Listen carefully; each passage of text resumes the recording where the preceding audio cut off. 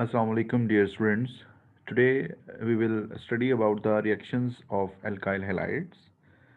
Yesterday we have studied about the bimolecular substitution nucleophilic reaction SN2 reactions. Today we will study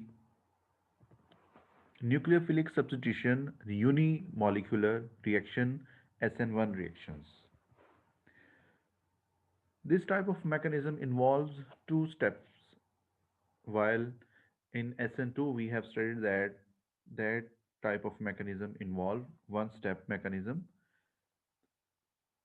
In SN1 reactions, the first step is reversible ionization of the alkyl halide in the presence of an aqueous acetone और aqueous ethyl alcohol. Solvent use करते हैं, polar solvent use करेंगे, aqueous acetone use करेंगे, या फिर हम aqueous ethyl alcohol use करेंगे। Aqueous mean उसको हमने वाटर में डिसॉल्व किया होगा, उसका डाइल्यूट सॉल्यूशन जो है बनाएंगे वाटर में डिसॉल्व करके। This step provides a carbocation as an intermediate. तो इसमें हमें एक कार्बोकेटाइन मिलता है और वो कार्बोकेटाइन फिर मजीद मैकेनिज्म में यूज होता है SN1 में, वो देखते हैं हम इक्वेशन की मदद से। In the second step, this carbocation is attacked by the nucleophile uh, to give the product. और ये लास्ट सेकंड स्टेप होता है, उसमें हमें प्रोडक्ट मिल जाती है। लेट्स सी, फर्स्ट स्टेप में अगर आप देखें, ये एक टर्शरी एल्काइल हैलाइड है आपके पास और पोलर सॉल्वेंट यूज कर रहे हैं। एक्वस एसीटोन भी यूज कर सकते हैं और एक्वस इथाइल अल्कोहल भी यूज कर सकते हैं। और Cl जो है वो अलहदा हो जाएगा क्लोराइड, और ये जो चीज़ हमें हासिल हुई है इसे हम कहते हैं कार्बोकेटाइन। अगर आप यहाँ देखें तो यहाँ हमारे पास कार्बन पे पॉजिटिव चार्ज है, ये कार्बोकेटाइन है। और टू स्टेप मैकेनिज्म में अभी हमारी प्रोडक्ट नहीं मिली। कार्बोकेटाइन एक इंटरमीडिएट है, एक मिड स्टेज है। और नेक्स्ट अगर आप स्टेप देखें तो इस स्टेप में कार्बोकेटाइन के ऊपर जो है वो अटैक करेगा, बेस अटैक करेगी, जिसे हम न्यूक्लियोफाइल कह रहे हैं। ठीक है, ये न्यूक्लियोफाइल अटैक करेगा इस पॉजिटिव कार्बन पे और हमें अपनी रेलेवेंट प्रोडक्ट जो है वो ऑब्टेन हो जाएगी। ठीक है, तो ये रिएक्शन इस तरह से कंप्लीट हो रहा है और आप देख रहे हैं ये रिएक्शन टू रिएक्शंस में टू स्टेप्स में प्रोसीड कर रहा है। जबकि SN2 में आपने देखा था कि वो साइमल्टेनियसली एक ही रिएक्शन में तमाम चीज़ें हो रही थी। जो न्यूक्लियोफाइल है वो अटैक कर रहा था, लिविंग ग्रुप लीव कर रहा था। मगर इसमें क्या है, पहले जो है आयनाइजेशन हो जाती है फर्स्ट स्टेप में, और आयनाइजेशन के नतीजे में जो है लिविंग ग्रुप लीव कर जाता है और कार्बोकेटाइन रह जाता है एज अ इंटरमीडिएट। उस इंटरमीडिएट पे पॉजिटिव चार्ज होता है और फिर अटैक करता है न्यूक्लियोफाइल, और न्यूक्लियोफाइल अटैक करके जो है वो प्रोडक्ट बना देता है। अब ये जो रिएक्शन है टू स्टेप्स प्रोसेस है। फर्स्ट स्टेप जो होता है वो स्लो होता है क्योंकि उसमें बॉन्ड की ब्रेकेज होनी होती है। जब बॉन्ड ब्रेक हो जाता है, बॉन्ड ब्रेक होने के बाद कार्बोकेटाइन बनता है। कार्बोकेटाइन एक पॉजिटिव स्पीशी है और न्यूक्लियोफाइल एक नेगेटिव स्पीशी है। तो पहला स्टेप स्लो है, दूसरा स्टेप स्लो फास्ट होता है क्योंकि उसमें क्या होता है, कम्बिनेशन ऑफ आयंस होता है। ठीक है, जब आयंस मिलते हैं, ऑपोजिट चार्जेस मिलते हैं, वो बड़ी स्पीड से एक दूसरे के करीब आते हैं। इसलिए पहला स्टेप जो है वो स्लो स्टेप है और दूसरा स्टेप जो है फास्ट स्टेप है। पहला स्टेप जो है first step is therefore called the rate determining step. तो पहला स्टेप जो है वो स्लो होने की वजह से रेट डिटरमाइन करता है कि इस रिएक्शन का रेट ऑफ रिएक्शन जो है वो क्या होगा। The mechanism is called unimolecular because only one molecule take parts in the rate determining step. और रेट डिटरमिनिंग स्टेप में जितने मॉलिक्यूल होते हैं उनसे ही हम पता चलाते हैं कि इस रिएक्शन का रेट क्या होगा।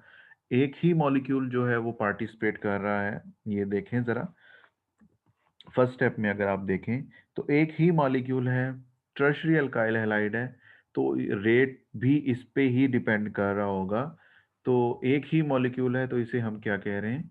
Uni molecular reaction. In SN1 mechanism, the nucleophile attacks when the leaving group had already gone. ठीक है, SN1 में न्यूक्लियोफाइल जब अटैक करता है जब लिविंग ग्रुप पहले ही छोड़ जाता है। ठीक है, तो अब ये क्वेश्चन ये अराइज होता है कि न्यूक्लियोफाइल कहाँ से अटैक करेगा। ठीक है, अगर आप कार्बोकेटाइन को देखें तो कार्बोकेटाइन के पास दोनों पोजीशंस अवेलेबल हैं। राइट साइड से भी न्यूक्लियोफाइल अटैक कर सकता है, लेफ्ट साइड से भी अटैक कर सकता है। इसलिए इसमें जो प्रोडक्ट बनती है वो, उसमें जो चांसेस होते हैं वो 50% इन्वर्जन, इन्वर्टेड प्रोडक्ट मिल सकती है आपको, और 50% वही मिल सकती है जो लिविंग ग्रुप की डायरेक्शन में हमारे पास रिएक्टेंट था, यानी कि रिटेंशन वाली प्रोडक्ट मिल सकती है। अगर आप ये देखें, ये कार्बोकेटाइन है इस एग्जांपल में, न्यूक्लियोफाइल राइट से भी अटैक कर सकता है और लेफ्ट से भी अटैक कर सकता है। अगर लेफ्ट साइड से न्यूक्लियोफाइल अटैक कर रहा है तो आपको इन्वर्टेड प्रोडक्ट मिलेगी। This is inversion of configuration, यानी कि मॉलिक्यूल रोटेट कर चुका है, जो प्रोडक्ट है वो रोटेट कर चुकी है। और अगर न्यूक्लियोफाइल राइट साइड से अटैक करता है तो आपको रिटेंशन ऑफ कॉन्फ़िगरेशन, यानी कि OH उसी जगह पे लगेगा आके जहां पे पहले Br मौजूद था, जहां पे पहले क्लोराइड या ब्रोमाइड मौजूद था। तो ये है रिटेंशन ऑफ कॉन्फ़िगरेशन और ये है इन्वर्जन ऑफ कॉन्फ़िगरेशन। तो SN1 मैकेनिज्म में 50% इन्वर्जन ऑफ कॉन्फ़िगरेशन होती है और 50% रिटेंशन ऑफ कॉन्फ़िगरेशन होती है। और पहले भी बात हो चुकी है, इसका जो काइनेटिक्स होती हैं फर्स्ट ऑर्डर काइनेटिक होती है, क्योंकि एक ही मॉलिक्यूल जो है वो यूज़ हो रहा होता है और उसको हम उसके रेट को इस तरह से डिनोट करते हैं, रेट इज इक्वल टू के into alkyl halide. Just rate of reaction depend कर रहा होता है डायरेक्टली अल्काइल हैलाइड की कंसंट्रेशन पे, न्यूक्लियोफाइल की कंसंट्रेशन पे SN1 रिएक्शन का रेट डिपेंड नहीं करता। टर्शरी अल्काइल हैलाइड फॉलो करते हैं SN1 को। ऑल राइट, आपने याद रखना है SN1 को टर्शरी अल्काइल हैलाइड और SN2 को प्राइमरी अल्काइल हैलाइड, और सेकेंडरी अल्काइल हैलाइड किसके साथ जाएंगे वो इस लाइन में आपको क्लियर हो जाएगा। Secondary alkyl halides on the other hand follow both SN1 as well as SN2 mechanism. SN1 को कब फॉलो करेंगे? जब सॉल्वेंट जो है वो पोलर होगा, और SN2 को वो कब फॉलो करेंगे? जब सॉल्वेंट आपके पास नॉन पोलर होगा। तो this is all about nucleophilic substitution reactions. ठीक है, यस्टरडे हमने पढ़ा था SN2, आज हमने पढ़ा है SN1। तो इन दोनों की जो डिफरेंसेस हैं, ये एक बड़ा इंपॉर्टेंट लॉन्ग क्वेश्चन आपको आ जाता है, तो उसको भी आपने करना है।